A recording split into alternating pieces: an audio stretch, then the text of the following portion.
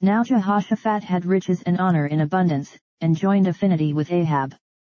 And after certain years he went down to Ahab to Samaria. And Ahab killed sheep and oxen for him in abundance, and for the people that he had with him, and persuaded him to go up with him to Ramoth-Gilead. And Ahab king of Israel said unto Jehoshaphat king of Judah, Wilt thou go with me to Ramoth-Gilead?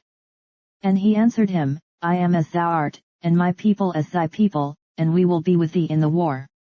And Jehoshaphat said unto the king of Israel, Inquire, I pray thee, at the word of the Lord today. Therefore the king of Israel gathered together of prophets 400 men, and said unto them, Shall we go to Ramoth-Gilead to battle, or shall I forbear? And they said, Go up, for God will deliver it into the king's hand. But Jehoshaphat said, Is there not here a prophet of the Lord besides, that we might inquire of him?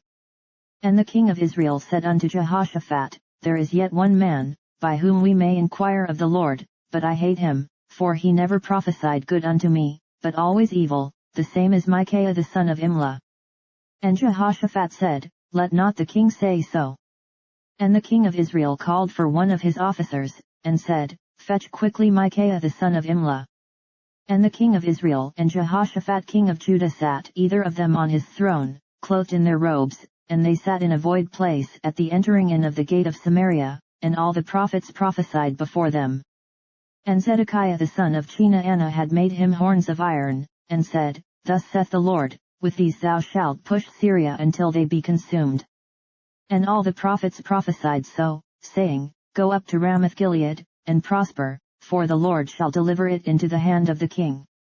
And the messenger that went to call Micaiah spake to him, saying, Behold, the words of the prophets declare good to the king with one assent, let thy word therefore, I pray thee, be like one of theirs, and speak thou good. And Micaiah said, As the Lord liveth, even what my God saith, that will I speak. And when he was come to the king said unto him, Micaiah, shall we go to Ramoth-Gilead to battle, or shall I forbear? And he said, Go ye up, and prosper, and they shall be delivered into your hand. And the king said to him, How many times shall I adjure thee that thou say nothing but the truth to me in the name of the Lord? Then he said, I did see all Israel scattered upon the mountains, as sheep that have no shepherd, and the Lord said, These have no master, let them return therefore every man to his house in peace. And the king of Israel said to Jehoshaphat, Did I not tell thee that he would not prophesy good unto me, but evil? Again he said, Therefore hear the word of the Lord, I saw the Lord sitting upon his throne, and all the host of heaven standing on his right hand and on his left. And the Lord said, Who shall entice Ahab king of Israel, that he may go up and fall at Ramoth-Gilead? And one spake saying after this manner, and another saying after that manner. Then there came out a spirit, and stood before the Lord, and said, I will entice him. And the Lord said unto him, Wherewith? And he said, I will go out, and be a lying spirit in the mouth of all his prophets. And the Lord said, Thou shalt entice him, and thou shalt also prevail, go out, and do even so. Now therefore, behold, the Lord hath put a lying spirit in the mouth of these thy prophets, and the Lord hath spoken evil against thee.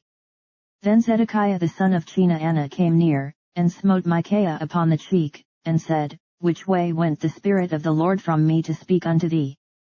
And Micaiah said, Behold, thou shalt see on that day when thou shalt go into an inner chamber to hide thyself. Then the king of Israel said, Take ye Micaiah, and carry him back to Amon the governor of the city, and to Joash the king's son, and say, Thus saith the king, Put this fellow in the prison, and feed him with bread of affliction and with water of affliction, until I return in peace. And Micaiah said, If thou certainly return in peace, then hath not the Lord spoken by me. And he said, Hearken, all ye people. So the king of Israel and Jehoshaphat the king of Judah went up to Ramoth-Gilead. And the king of Israel said unto Jehoshaphat, I will disguise myself, and will go to the battle, but put thou on thy robes. So the king of Israel disguised himself, and they went to the battle. Now the king of Syria had commanded the captains of the chariots that were with him, saying, Fight ye not with small or great, save only with the king of Israel. And it came to pass, when the captains of the chariots saw Jehoshaphat, that they said, It is the king of Israel. Therefore they compassed about him to fight, but Jehoshaphat cried out, and the Lord helped him, and God moved them to depart from him. For it came to pass, that, when the captains of the chariots perceived that it was not the king of Israel, they turned back again from pursuing him.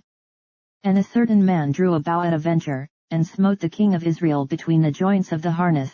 Therefore he said to his chariot man, Turn thine hand, that thou mayest carry me out of the host, for I am wounded.